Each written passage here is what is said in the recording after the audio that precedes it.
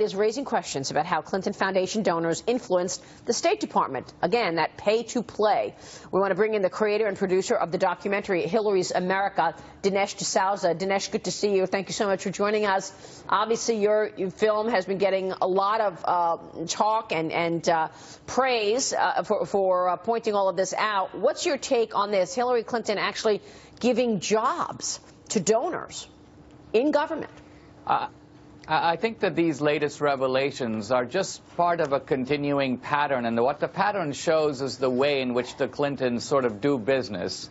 They have essentially taken public policy and foreign policy and made it a matter of access. If you have money, they're willing to trade.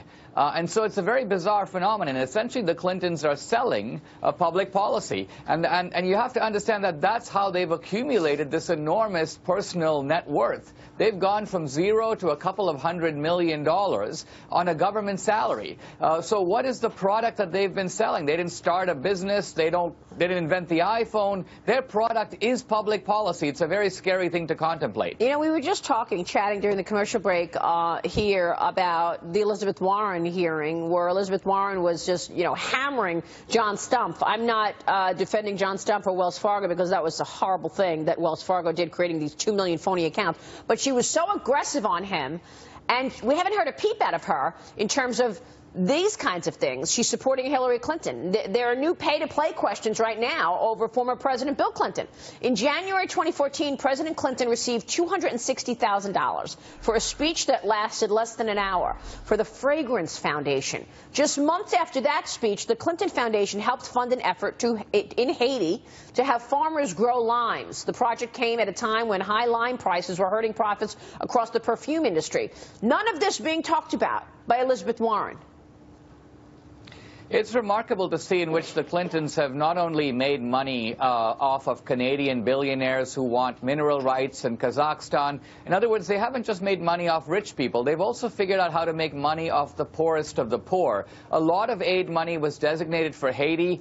Hillary Clinton's brother got on a board and made money out of Haiti mining contracts. The Clinton Foundation has gotten all kinds of benefits out of Haiti. So this is actually a very tawdry picture of using the trouble spots in the world and some of the most desperately poor people in the world in order to benefit the Clintons personally and also to benefit their foundation, which has gone from zero to $3 billion.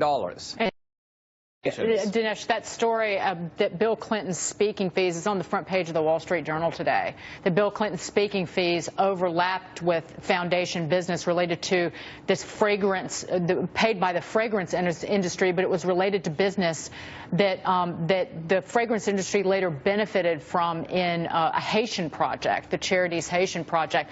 But all of this, we tend to walk into the weeds, into the morass with this, because the details are so complicated, the relationships so complicated. Is it resonating with people who might be on the fence about who to vote for president?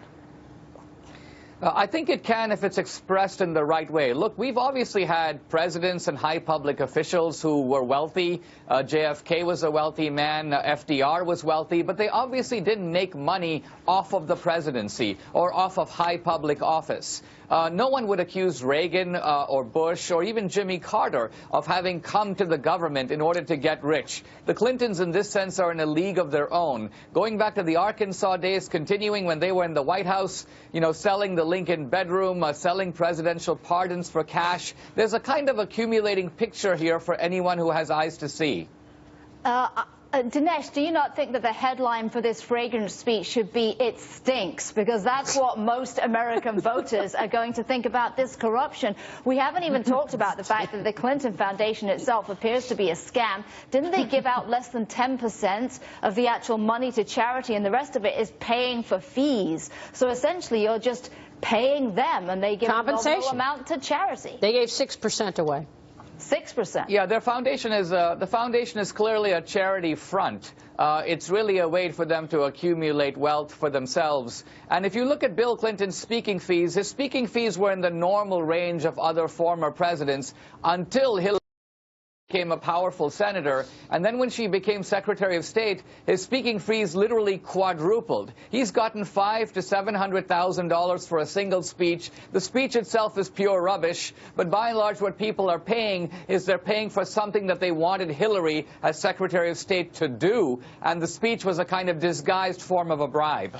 Dinesh, the mainstream media really is ignoring this entire thing. So if you were the campaign strategist for Donald Trump, what would you recommend to get this message out there to the American people more broadly? I think the way is to use the Reaganite approach of using clear and vivid anecdotes. I would do a campaign ad that begins with poor Haitians protesting outside the Clinton Foundation. Hey, Bill, hey, Hillary, where's the Haiti earthquake money? And then I would go on to show that a great deal of money was allocated for Haiti.